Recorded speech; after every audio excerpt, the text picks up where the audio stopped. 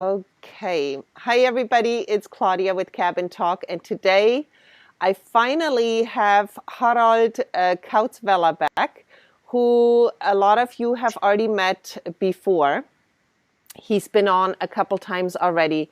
And today we're tackling a really big subject, Harald. We're tackling money. Money. And you have some beautiful insights. So this will be an interesting show to have. And I'm just gonna, while you talk about it maybe a little bit, I'll just share it to a couple sites that I wanted to be broadcast also. So welcome back. Hi there.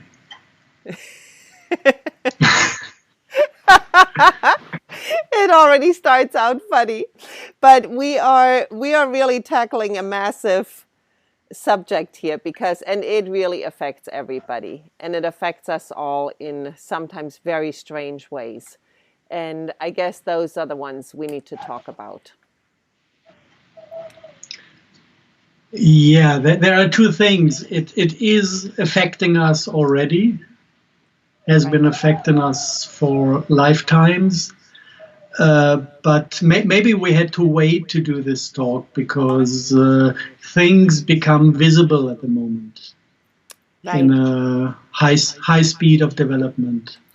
Right. And I think it's about time to get prepared to live without. Right. So this is kind of the general direction I would like to head to understand what it was, understand what's happening in the coming month, and understand what's the best way to deal with the topic. Right. To not bite into one's own tail and get caught in closed loops that lead nowhere. Right.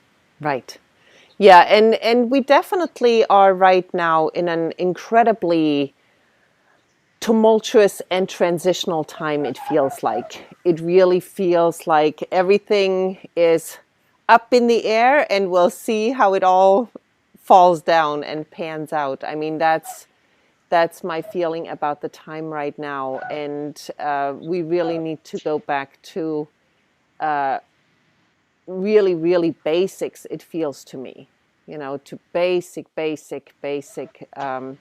things that we as a mammal and as human beings should never have strayed from, and so this is a time for great change, and how it pans out, I feel, is really how we conduct ourselves.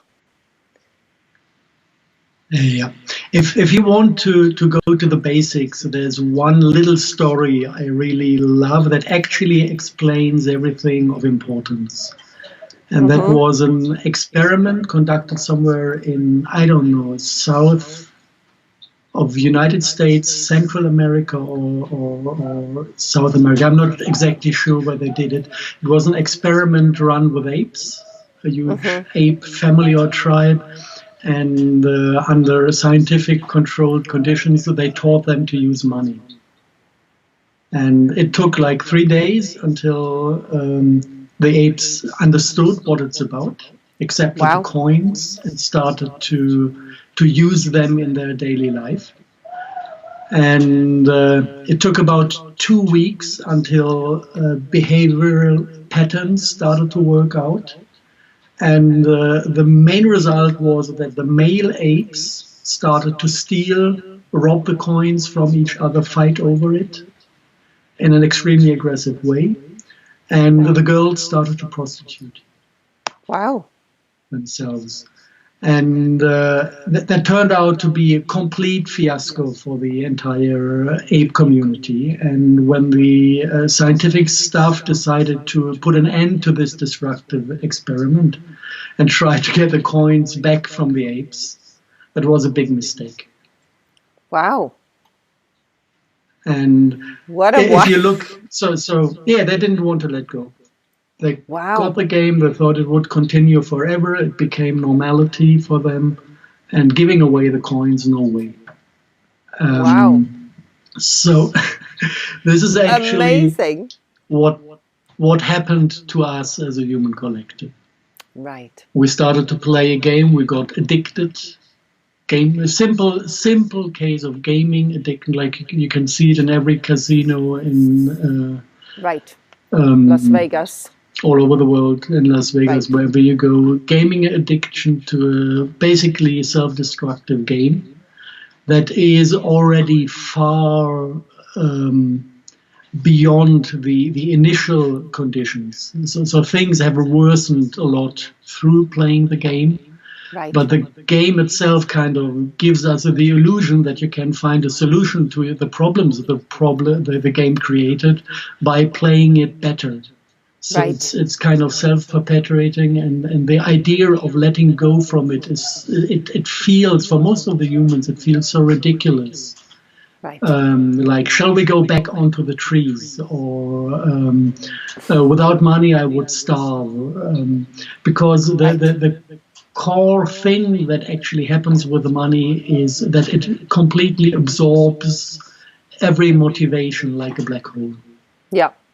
Yeah. Before we had for every like this is basically the core definition of happiness for me is to do every single thing you might do out of the core motivation that Mm-hmm. lies in front of the deed. So if you want to eat, you go somewhere to get something tasty. If you do anything, you do it out of creativity, out of fun, out of desire, out of the wish to experience beauty. Whatever you can do, there's always a good motivation to do so. Yeah. And actually, the money game turned us into a position where everything we do either for money, and the rest of the day where we're not occupied with doing things we do not like to do, mostly for money, we just spend the money we made on killing off our own negative emotions about our own life by doing Mm-hmm. just whatever, watching telly to not wake up, or buying drugs to be abused to not feel the pain that is inside. So Yeah. basically, we spend half of the day on getting the money, and the second day spending it to not feel that the entire setup is wrong. Right. Right. And Right. maybe it's not true for everybody, but this is at least what I see when I look into normal society. Yeah. Yeah. And yeah, the question is first to understand the emotional backbone of the entire system, how it works, what it does to humans, what sort of weird motivations are set Yeah. within this game. And then the second step actually will be to rediscover true motivations. And the thing is, this really will change a lot of things. Because Mm-hmm. everything that is actually something humans do not like to do without this monetary system will simply not be done. Right. And this puts in danger a lot of the forms of social organization we have, because it depends on things that are done, although nobody wants to do them. Right? Right. So things will go back to a completely different form of, or would go back to a different form of organization. But what we can take for granted actually is that at the end of the day, everything we will do will be done out of positive motivation, which is for me the definition of happiness. So why not go there? It Right. doesn't mean that we are back in Stone Age or back on the trees. It just means that we stop doing all the crappy things we accepted for only one reason, and that is money. Right. Right. Yeah. No, I totally agree. And, a thought just came into my head that I wanted to bring into this conversation for a moment, which is cryptocurrencies and Bitcoin, all of that stuff, which Mm-hmm. initially it seems people wanted to develop that, or people were excited about it because they could step out of the system, out of the banking system. Mm-hmm. But it has become also this, oh, I wish I would have bought into it sooner. I'd be a millionaire now. So it has become the same. I want to have power and I want to have lots of money that regular money has been doing to us. So it's turned into the same thing, just in a different, it looks different on the outside. Inside, it does the same to people. Mm. Bitcoin is a topic in itself. The original idea to basically destroy the private banking sector by bringing out a decentralized currency that cannot be abused in the way that fiat money is abused. It kind of sounds like a rational, good idea in a way. Still, when you look at what is happening with the Bitcoin, it's just a redistribution of wealth that is greed-driven. People go into it to see their wealth growing, so it is definitely greed-driven, even if it's impossible to abuse the system in the way that the banking system does it. It's not really a different quality. It's less exploitive in a way, except in the starting phase where you invest like $100 and get out $1 million. This is, of course, an act of speculation, where you basically take over the wealth of other people, without working for it. So it's not the real fair thing. It has nothing to do with being creative in your life. Right. All you get basically is bitcoins to be exchanged into dollars to make somebody else work for you. So it's not. It doesn't look like turning the world into a better place.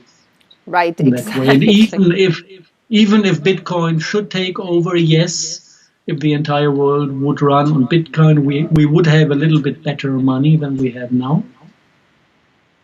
But still, the concept of scarcity and the concept of control and the concept of doing things for an immaterial value would not be broken down to something that is really better than the ape experiment. Right. Yeah, exactly. So I'm kind of excited about Bitcoin possibilities on the political plane. To see how the private banking sector that actually is a help pit, if you look into motivations and damage done by it. It's kind of an interesting experiment to see how they react. But if you look at it now, they did the same thing as they did with gold, that also is a better currency if you compare it. They just introduced in December that they introduced future options on Bitcoins, so they can control the Bitcoin up and downs with future contracts. So they now are in a position to control Bitcoin as they already control gold. And the second thing that is a bit weird is that actually the danger for the now monetary system was always lying in people going back to gold. So what Bitcoin does at the moment, it's absorbing all the free money that could have been going into gold. It absorbs into the Bitcoin hype. This is what they did with. You can see when something goes mainstream, you know that the system is playing hop with it. And we had from October, November on, we had a real mainstream media hype on Bitcoin, so that even the last human on Earth became aware of the possibility to be greedy. Right. In that way. So a lot of money was flowing into the system, pushing the rates even higher. So this was what happened. Once you know it's covered by mainstream, you know that the big players are actually turning it into one of their tools for that moment. Yeah. So back to regular money. Back to the psychology of it, which is back to what money, the influence it has on us and what it does to our behavior. I found the monkey, study that you referenced really important and interesting, because that is what seems to be happening to all of us at one point or another, to different degrees. Uh-oh. Did we freeze up, Harald? Harald? Uh-oh, we might have a frozen up Harald again. Yep, hold on. Let me just see whether we can get him back. We had a little bit of that problem last time he was on. And let me just see whether we can get him back on here. Last time his internet literally just croaked. And let me see. Yep, he doesn't seem to be coming on right now. So we'll see whether he is getting back to us. That is literally the exact problem we had last time. And when Harald comes on, literally the internet on his end just goes, boom, done. But in the meantime, till he's hopefully back soon, I will, actually, let me just write him a quick message. Call when you can again.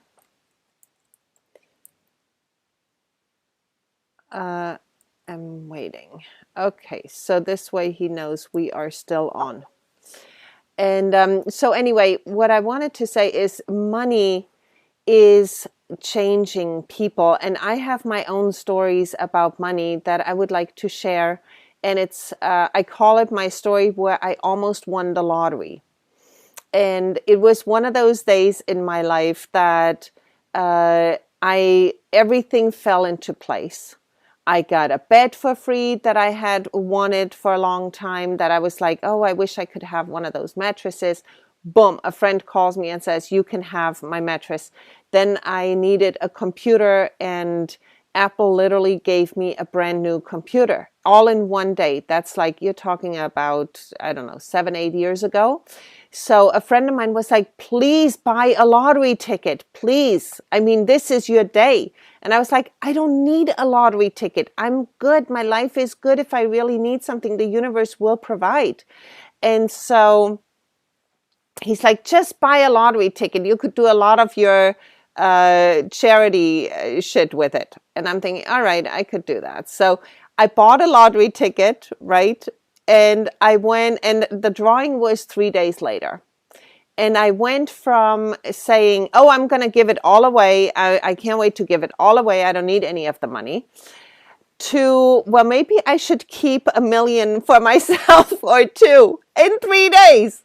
In 3 days. That was my mindset. That's how it changed. From like, I want to give it all away to, I need to keep some of that for myself.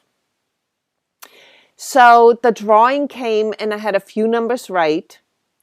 And I went to the gas station where I had bought the ticket.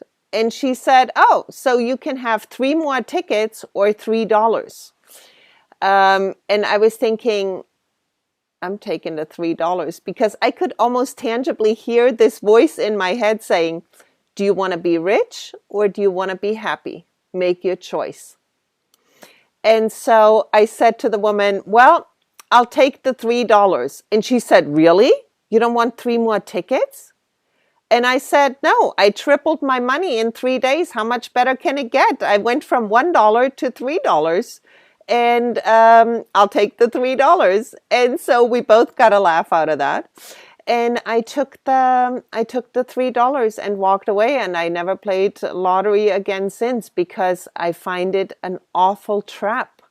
It makes you greedy, and it makes you, oh, here's Harald again. Hold on, let's see. Hi, Harald.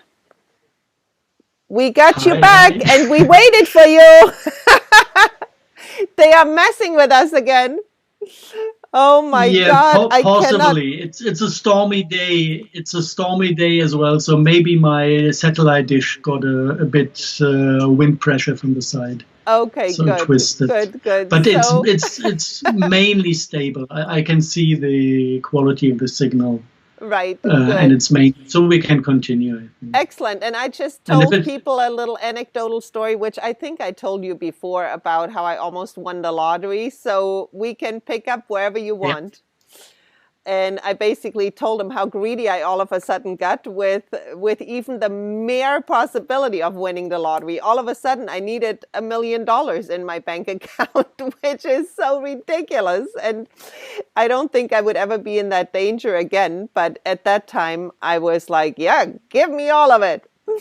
So anyway, back to you. Thanks for coming back on. And money, take it from there.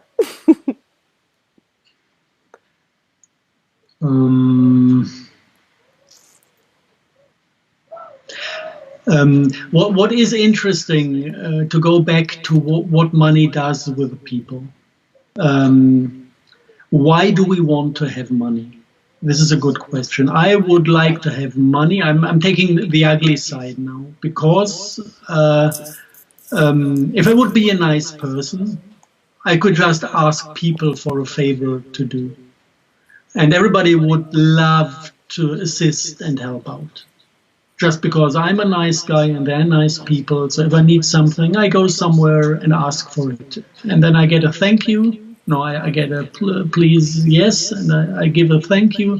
And it's a kind of a loving human interaction. The moment I use money, I'm not depending on being a nice guy. I can be the worst asshole I can imagine. If I can pay for stuff, I get what I want. So it's a matter of basically disconnecting the human interaction from your spiritual quality. You can be whatever you are. Life works out. This is one quality money is giving you. The second quality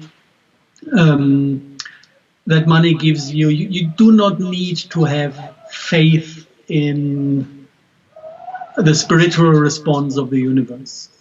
If I do things out of love and support for other people, this is what I do since 2012. I stopped working for money. I'm not contracting anything. I do what I think that needs to be done, and I fully trust the universe to basically give me what I need. And it comes in all sorts of different forms. Instead of buying coal, we have friends who still have like 4, 5, 10 tons of coal somewhere on the yard that they don't need anymore. So when we need coal, we just take the mobile home, drive there, get another ton. And we have coal for free. This is kind of how it comes back. Whatever I need somehow comes back. Right.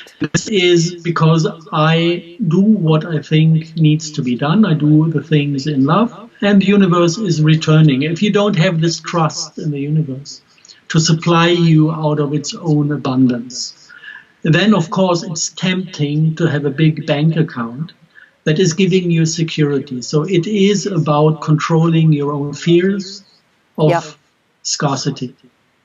This is a second aspect. So just look at the two of them. Is this good or is it bad? Is it good that you can just become as rotten as humans can get without getting a bill from the universe for it? Is it good to basically follow your fear of not being worth being supported, to basically hold something with the potential to control other people's action? This is all about control. If you pay for something, you bring control into the world to fight off your fears. Yeah. And attention goes, energy goes with attention. So if I use money, all my intention goes into control and fear. And this is what grows under this system. This is why it self-stabilizes. Till now, I can't see anything that is of value. Then what money does is that it basically accelerates trade. This is something because if I have just like this fully free exchange of goods and services, life normally develops on a very low speed and low scale of activities. Because if you live in a natural environment like the African tribes used to do. The only thing that was actually traded was salt from the coastline against dates from the deserts inside the country. So things one people didn't have or didn't have enough was traded against. And it was an exchange. This kind of balances on a very low level of exchange. And you wouldn't see this extreme quick exploitation of natural resources like we see today. Yeah. So on one hand, you could say, yes, at the moment we kind of have all this scientific advance and all the extreme improving of living quality in the Western rich countries, now dropping into China, dropping into India. So for the moment, we could say, yes, we have an advantage of using money because everything accelerates. And the resources we have at our hands to create better conditions are extremely high. But if you look at it with a like different focus, you just realize, yes, it is that way, but at the expense of our children. We are using up all the resources that actually are meant to supply the next 10,000 generations. And we are just scoffing it all for ourselves because we have accelerated our life in that way. Right. And this is partly just the concept of money, partly the really sick form we have today with the interest rates we pay on everything that is basically liquidity pulled from the market. Mm-hmm.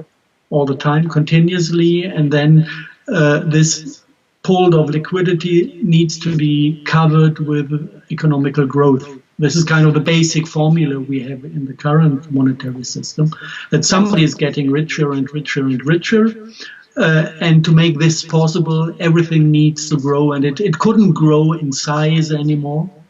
So now they called it qualitative growth. Mm-hmm. Which means that the products they produce get shorter and shorter and shorter in quality and lifespan. So if I buy a washing machine today, I can be sure that some parts inside are built exactly in a way that they break down into bits and pieces after 2 years to force me to buy a new washing machine. Right. And this is with all consumer electronics, it's limited to 2 years on the spot. With household machinery, maybe it's down to 4 years now. Yep.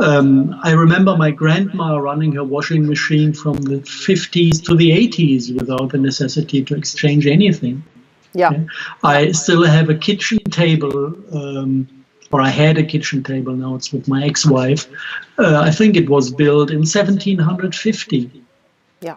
And it got more and more and more beautiful over the years. Like the wood became like with a beautiful patina, and this kitchen table can survive the next 500 years, right, without any problem. This is kind of the quality, and this is what you have when you do not look for this qualitative growth that the entire economy is going for at the moment. So actually, all the things we do with a running monetary system are only self-destructive, borrowing quality from future generations,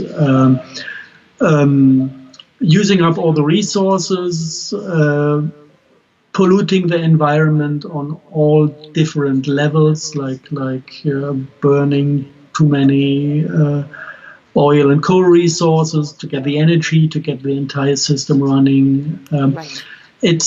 I can't see anything that I would regard as being of real or true value in the thing we do now. The only question where I also kind of pull back a bit and hesitate is the question, how can we get out of this?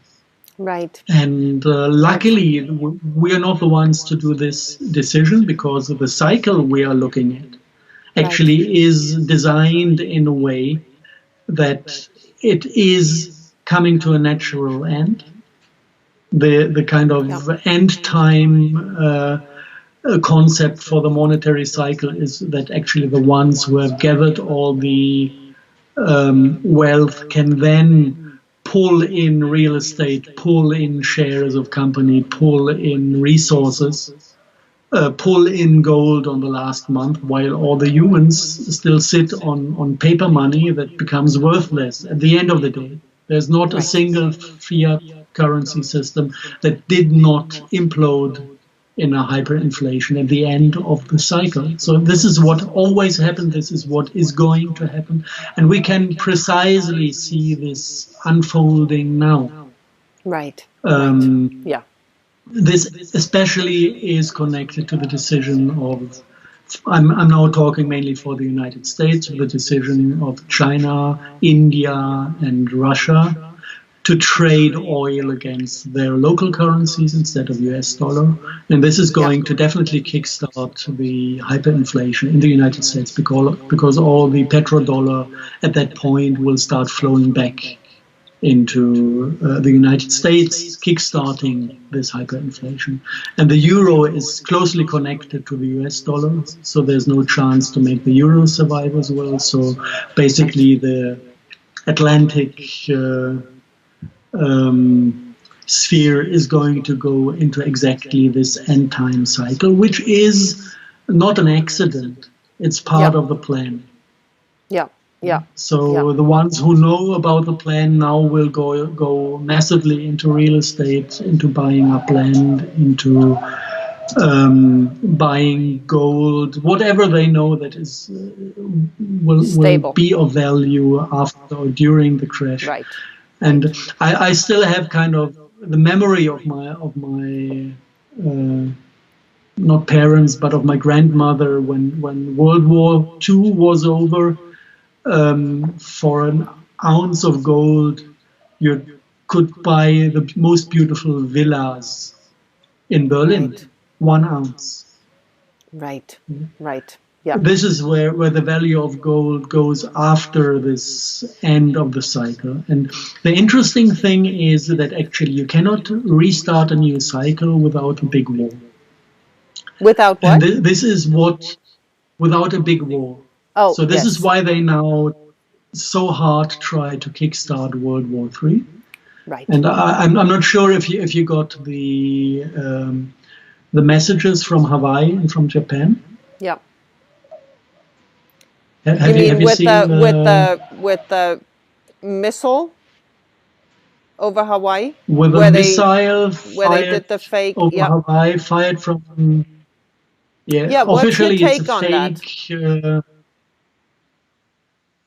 As far as I got kind of first-hand information, in Hawaii there definitely was a missile, because exactly at the same time when the alert came in, people on a touring boat, saw something like a meteorite being disassembled in midair. So this was a classical ballistic missile taken down by a rocket shield. Wow. So the alert seems to have been true, and there's one whistleblower from the US military that actually stated that after the attack and taking down the missile, they could localize the submarine it was fired from, and they sunk the submarine. And the thing that is not really clear is what type of submarine it was and what nationality.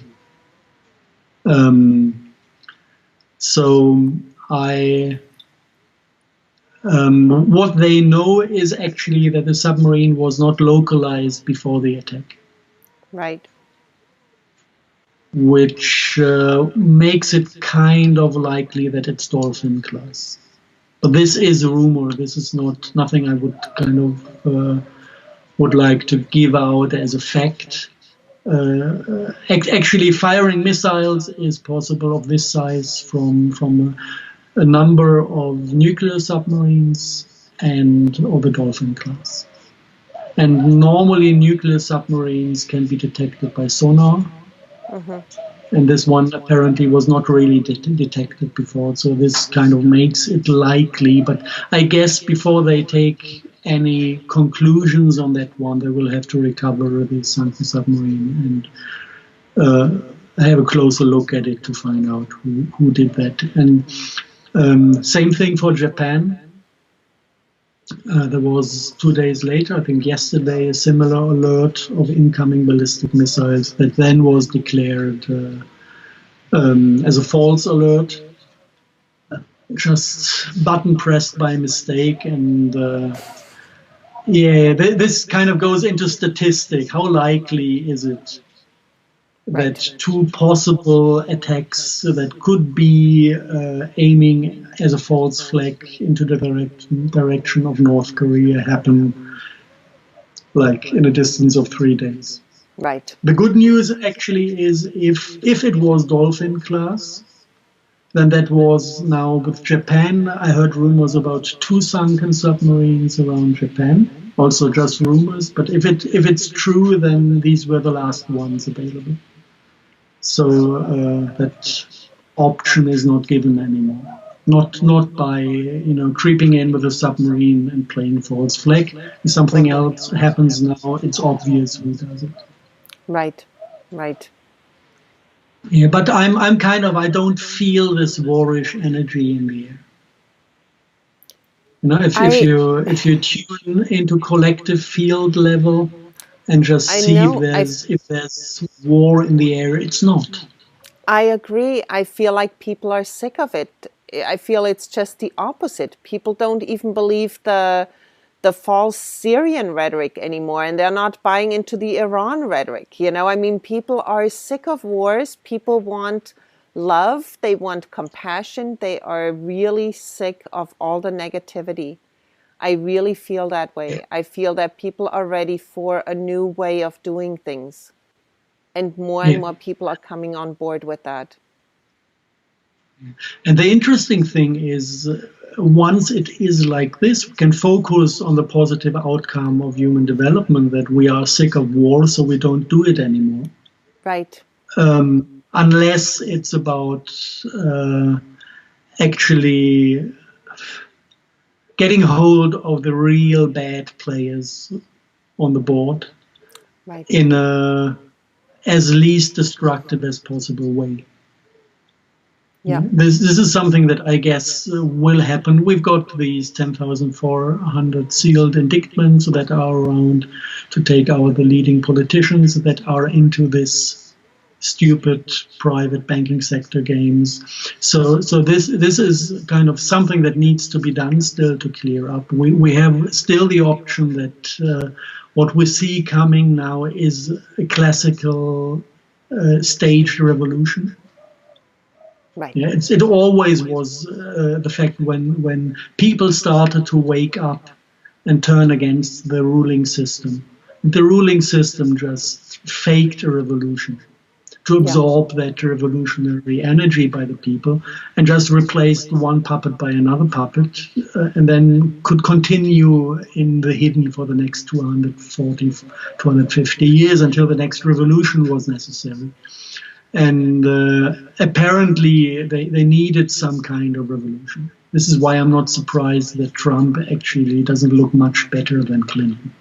Right. Even if he was not the one planned by then. And with every revolution, even the best example is the French one. Yes, they chopped off a lot of heads during that revolution. Right. Sacrificing their own elite to replace their own elite by another elite. The head of the thing never was touched. Right. This is why, and of course, once the elite realizes that it's about to be sacrificed, that they go berserk and try to stand up against their masters. So this is kind of the scenario we might observe. So there's no need to fall for the new elite, but there might be a need, or there might be a good moment to stand up against the concept of elite. Yeah. Because we don't need elites. What for? Right, every hierarchic structure is satanic in concept. And once I do not like these satanic concepts, I do not participate in any hierarchic structure. Not a company one, not a state one, not a military one. It's just tune into the energy of these hierarchies. Right. And you see how humans turn into machines. Give away self-responsibility and start doing things in a machine-like manner they actually do not want to do. This is hierarchy. Right. It is fully Right. satanic, and we don't need this crap. Yeah. We Yeah. don't need it. It doesn't do any good to humanity. We can just skip it and start self-organizing our life again Right. in a Right. way where we do things that we want to do. Yeah. Yeah. And this is the beauty of creation, that actually everything that we want to do is fully enough to support our needs. And we can have a beautiful life just doing things we want to do. Right. If you want to Right. plant, if you want to plant food in your garden, you stick your hands into the soil. The soil is full of endorphins that get into your system as a drug and make you happy. Right. Right. Yeah. I know. Creation cared for every single detail. Right. Yeah, Yeah. it's Yeah. just a beauty in itself, and we don't need to distance ourselves from this beauty to with a belief to invent something better that actually is ways worse than Right. what we could have. Right. And Harald, I believe that intrinsically people know that. I think on a subconscious level, people know that they need to reconnect with nature. People know that that is where their happiness lies. That in the real true connection with each other and with Mother Nature. I think people know that. That's why they are trying so hard to brainwash us 24/7 with false advertising. They have to really bombard us to buy into the false beliefs, because otherwise we revert Yeah. back to, we know what's good for us and that's where we want to go now. So I think they really have to bombard people all the time to brainwash them. This is one side of the game. The other side of the game is the moment you basically redirect your awareness away from this scoffing system, a system that completely scoffs and absorbs your energy and your spirit and brings you into this state of sacrificing yourself or exploiting yourself. Once you turn away from this Yeah. and tune into your natural state, the main problem is that the pain becomes tangible.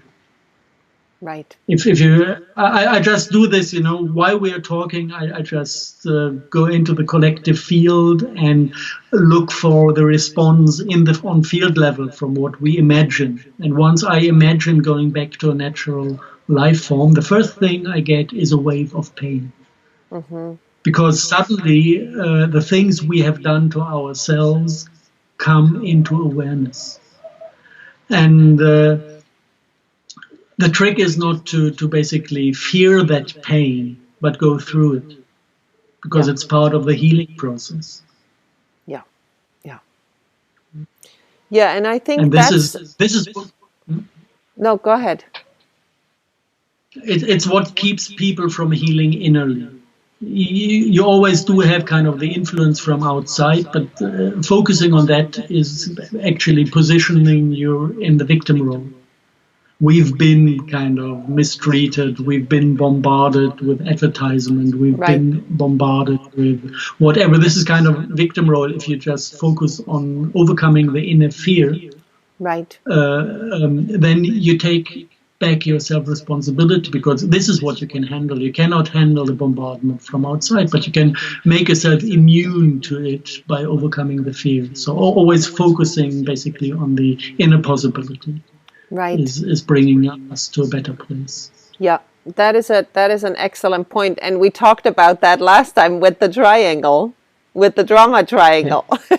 So whoever hasn't seen that yet, check that out, because that was a really wonderful talk also, where we get caught in the drama triangle. And you're absolutely right. You're absolutely right. I mean, I'm so disconnected from any advertisement, because I just don't even, it's not part of my life. It doesn't come into my sphere. Even in the place where I live, there is so little of it in town that, I'm just, I just don't expose myself to it really at any length of time. And so I really feel I don't wish for anything. I don't need anything. I don't buy into this rhetoric of like, well, you have to have this or you're not going to be happy. So I just don't have any needs that they can sell me on. You know what I mean? It's just not, I refuse to be exposed to it. And I think that's one of the steps that people need to take by turning off the TV, by turning off the constant bombardment of like even magazines to look at, you know, just look away. Just don't get into it. Just say, no, I don't need that. One way, I can imagine it works. For me, it worked out in a different way. I brought myself to a point where I just found all these bombardments disgusting to my life. Right. Yeah, I remember a day when I was driving through Berlin and realized that on every second corner there was some big, huge advertisement showing half-naked women. Right. And I realized, actually, you know, I drive through Berlin and I'm continuously turned on sexually. And it went like, go away. Leave me alone with this crap. I don't feel like this. I want to focus my mind on different things and not on your manipulative emotions. Right. And at a certain point, this was kind of one of the things that brought me to the decision to leave the city, because I wanted to be outside this field, because I realized when I'm on the countryside, I don't see this crap. Right. That my entire life turns out to be much more relaxed, because I'm not basically turned on all the time. Right. So I could really focus on inner things that were much more important. Yeah. And then if it comes to sex, of course, if you're not turned on all day, it becomes something special again. Right. So who needs this? Nobody needs this. It's just kind of a cancerous thing coming out of this monetary system. So yeah, just saying dislike it innerly. Right. Find the point where you dislike it. Right. Well, I talked about it. I talked about it recently when, like, when you say the advertising and all that, it's just those aren't real people anymore. It's photoshopped to the point where we're not even looking at human beings anymore. I mean, we're not a single one of them is truly a human being anymore that we're looking at, and so it's so skewed at this point that you have to really take the blinders off and go, I'm not looking at real people anymore. This is not right. This is not reality. This is not, you know, it's just wrong on every level. Yeah. I found it like they're exploiting the innocence and beauty of youth to sell something that actually does something completely else. If you follow all the advertisements, if you go to McDonald's and have your mobile phone, you will be like 240 pounds with breast cancer after 20 years. Right. Yeah. So if they would be honest, they would display somebody with 240 pounds and breast cancer in the advertisement, because then they would show what you get. Right. Yeah. So yeah, they have the money to buy the innocence and beauty of young people. Yeah. Which in itself is disgusting again, because you see that these beautiful people are actually exploited. Right. Yeah, and it's something I realized when you look into Hollywood productions. You have something screened in the 80s, early 90s with these beautiful young people, you know, representing the American way of life. And then, of course, because they became famous as actors, you see them like 15 years later. And you just go, oh, gosh, you know, frustration, alcohol, continuously having bad mood, engraving these patterns in, and there's nothing left of that beauty. It's fake. Right. If you have real beauty, it just grows until you die. Yeah, absolutely. Absolutely. I know we jumped into the topic kind of high speed. I would like to share the plot, how I went through understanding, not understanding, but through feeling what this money is. Yes, It please. doesn't mean necessarily means that I would suggest using the concept and ideas I came across, but I think it's a good path of understanding the emotional patterns behind. It was back in '95, maybe. I got interested in regional currencies. It's something that was of big interest in Germany back then, that every region started to bring out a local currency, just additional to the euro. And I think back then we had 18 different regional currencies, and they all kind of were a little bit different in concept. Some had interest rates, some had negative interest rates, some had whatever concept they tried. And I made friends with all the innovators of these, not all of them, but some of them, of these regional currencies, because I wanted to learn about what works and what does not work. And over the time, it turned out that actually, after having half a year of huge success with a regional currency, people found ways to reintroduce greed into the system. And the people who started the movement actually were forced to invest a huge amount of energy and attention to keep the story clean of this disgusting things that are normal in the normal currency system. Right. So actually the administration work was exploding. Things started to get more centralized because it needed this power. And at the end of the day, the people in the center got disgusted by their own initiative because it turned out to be a hassle for their private lives to maintain the system in a way that is not non-destructive as it was planned in the beginning.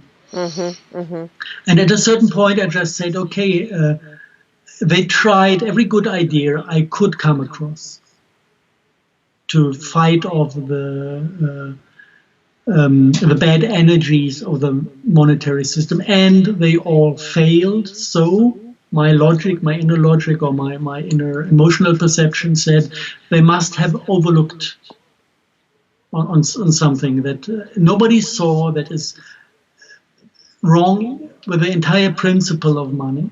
Right. And I just decided, okay, if your brain doesn't spit out the answer to the what the heck is wrong, then maybe your soul will spit it out. So I went into a 3-week period of meditation on that topic, and asked my inner system on soul level to give me the answer. What the heck is wrong with this? Why does it never turn out in a really beautiful way? Right. And at a certain point, I just was flooded with the idea to multiply everything with -1. It was like, if it's wrong, just turn it around and then it becomes right. Right. And because I was in this meditative state, I just could apply this idea on the monetary system. And I said, let's try it to do it actually the other way around. I go to a hairdresser, he cuts my hair. So as the monetary exchange for the hair cutting, I give him, at the beginning I was kind of still counting in euros, 10 euros. Then I had the idea, okay, actually the only thing that is equal in between all humans is the time they spend. So I give him something that notes, I gave you 1 hour. Then he's sitting there with a 1 hour note, and his old neighbor is too weak and tired to cut his loan. So he's doing him the favor, he's cutting the loan, it takes him 1 hour, so he forwards the note to the one he gave the working hour to. Yeah. So actually it works exactly in the same way. Like you exchange times of service, or if you're a farmer, you produce a kilogram of tomatoes, you calculate the amount of hours you really invested work in making them grow. And then basically, together with the food, you give the money to the one who gets the food. Right. So that was kind of the first basic idea. And there you can already see two very beautiful things. If you ran out of this type of negative money, it doesn't matter. Right. Because you can get more, or you can get new money by receiving services. Mm-hmm. Yeah? So the only thing if you go to zero, actually you earned a vacation. Right. But you will never come into trouble when you go to zero. If you are in a phase of your life where you need reorientation or you're physically sick, then you will receive more money than you give away. So it starts mounting up on your wallet, in your wallet. So the only thing that happens is actually that the amount of time you owe to the community grows. But this will never bring you into trouble. Right. Yeah? The only thing that might happen is that actually you're really lazy and you never like to work for other people. And then the people who never get anything back at a certain point get angry with you and chuck you out of the community. Right. And don't accept working for you anymore. And rather work for somebody else to get rid of their deposits of positive guilt in a way. Right, right. So that kind of looked like a good idea. And then again, I visualized long-term processes and realized, okay, this doesn't work without a source and a sink. You need to have a self-stabilizing circulation of these things. And if you don't have a source and a sink, it will never self-stabilize. This is just mathematics. It's in my head. It's not needed to understand it at that point. So I said, okay, let's basically, growing food, you can double the amount. So the farmers are printing new money. So they give like 5 hours from their real work, and on top of that, another 5 hours as new money production. So basically, there's brought something into the world. Everybody needs to eat. So this is kind of the fairest point to introduce the source for the amount you eat. And then I just said, okay, let's put little spaces for signatures on the banknote. So every transaction is signed by the one giving away the money. And if the thing is fully signed on both sides with 14 transactions, then you can go into the unproductive part of society, like pupil meeting teacher.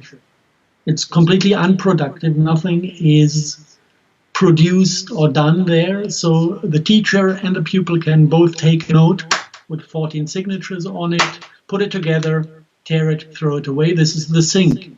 So social aid is the sink and food production the source. And then you have a continuous flow of the money that actually is self-adjusting. And if you have these nutcases that basically get served all life and never give back and cheat by destroying their money, it's not so bad. I mean, this also happens in our recent monetary system, that some people don't play fair, and the system survives. So once you have a source and a sink, the system would also survive a few people cheating without draining the liquidity that you need to keep the system running. Right. So that basically developed into, if you want to work on it later, I might do it. I designed the banknotes. It's beautiful fractal art, so it might be fun to display it in later. Right, yeah. Maybe you can even offer a link to download the. I'd love to. Yeah. I'll put the link in the description. That'll be perfect, actually. Yeah, and then the most interesting thing that came out of this learning process was I imagined a society that would run on this mirror money, this is how I called it. And I realized if people would live that, Right. they would start to lose interest in using it at all. It completely takes out the tension, it takes out the pressure, and then the step to just doing things because you want to do them is so natural that I could see this dwindling away to nothing. Yeah. So maybe I don't know if this is just a mental thought pattern to understand what's wrong about the monetary system, that it's basically addressing things with a negative mark. And this is typical for demonic systems. The demonic systems are always inverting everything by -1. So this is basically, if you re-invert the monetary system to what it could be, then you see a good monetary system. Once you see a good monetary system, you realize, actually, I don't need a monetary system. Right. Because maybe my hair cutter does this because he loves cutting hair, because it's a form of physical interaction that can be full of love and bioenergetics. I did that for a while. I went to cut my hair because I enjoyed it. Mm-hmm. And I went to haircutters where I knew that they enjoy cutting hair because it's a physical exchange of energy. Like you see it in the tribes in Africa. People love doing this because it's a beautiful thing to do, to take care of each other. Yeah. So once you have it inverted back to the positive form, you realize it's not necessary to basically keep track of what exchange is done when you do everything out of this real motivation. You might even forget about the books then.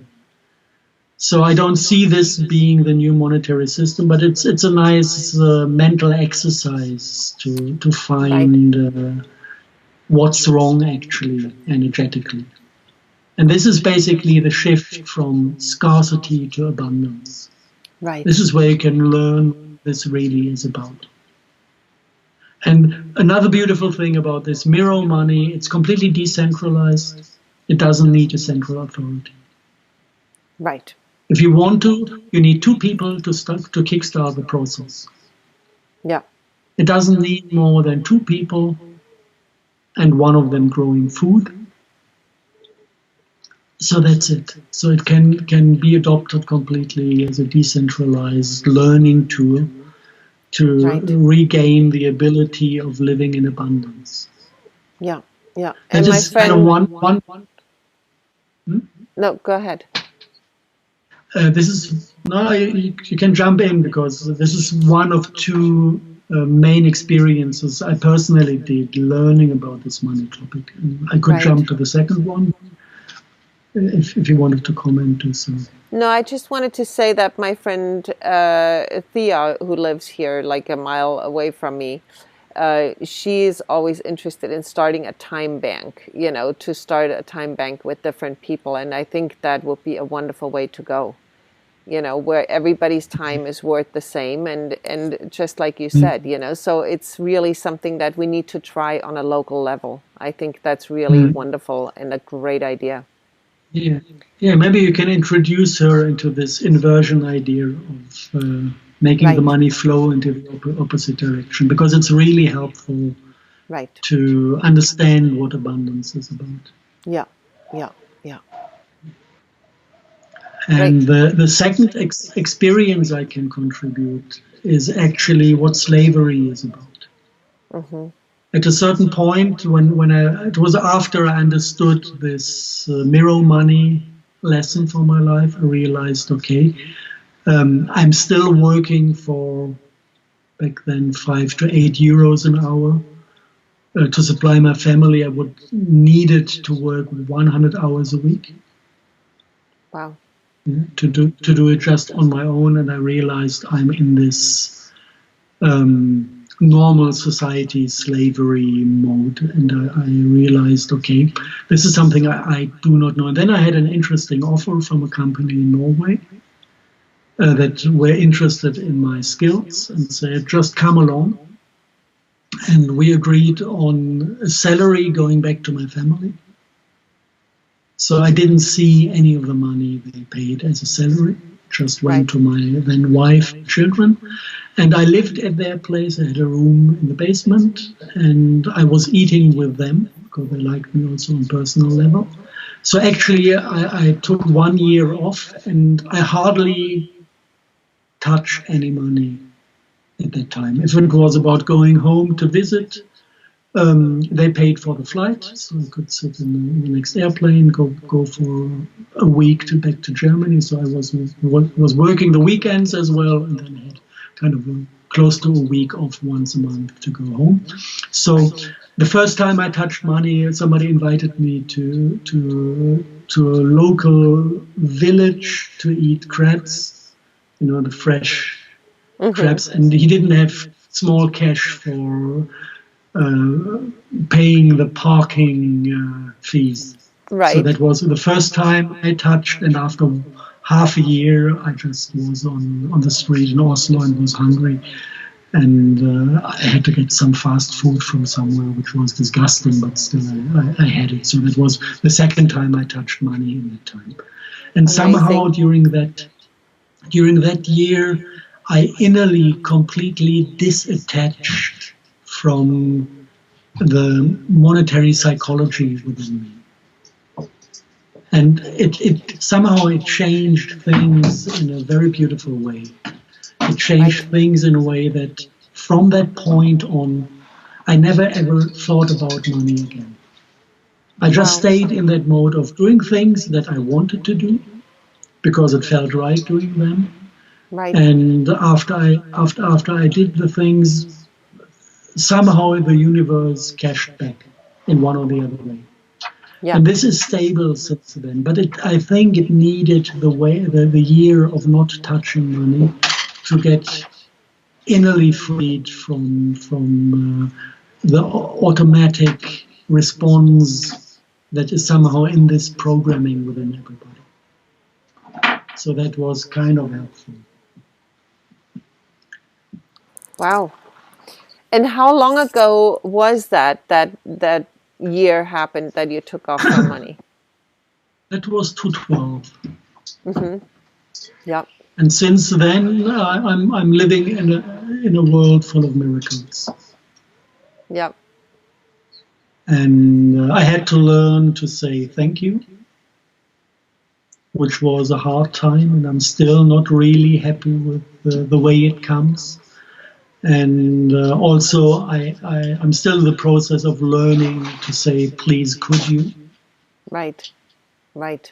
Because the entire field of emotional dependencies is so painful. Right. This is something that still is within me that needs to be healed.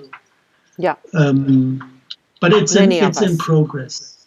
Right. Yeah, it's in progress. So I can practice right now. I would really, really love to say thank you to all the people who have sent monetary donations on my PayPal. Oh, it made me survive in a miraculous way all these years. One of the things that made me survive. And I would like to put that link also in the description of the video, Harald.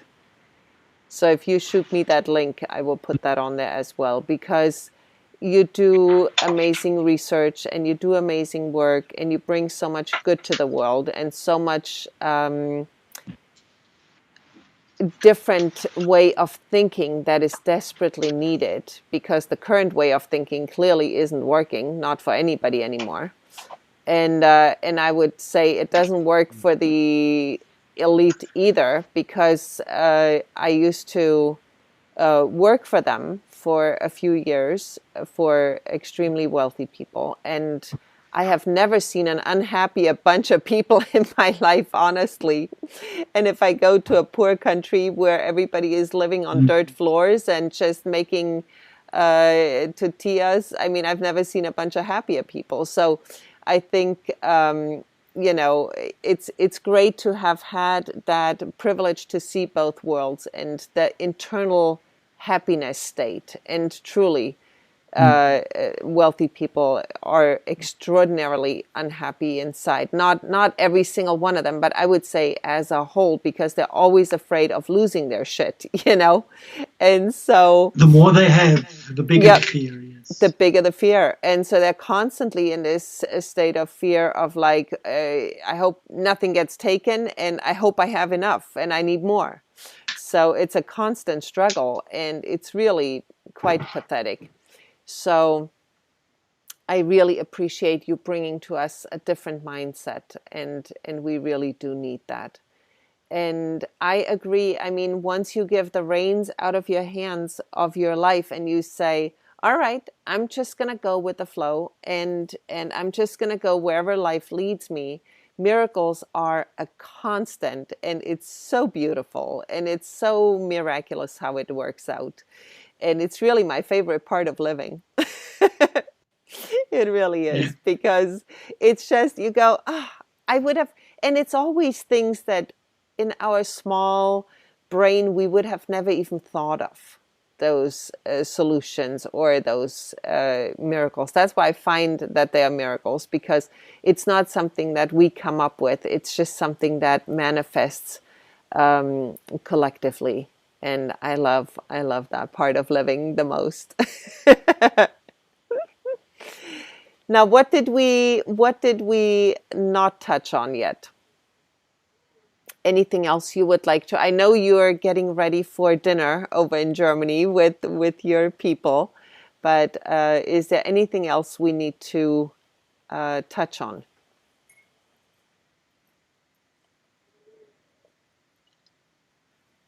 Yeah, I think it's not really a core point, but of course, if you get prepared to crack that topic in your personal life,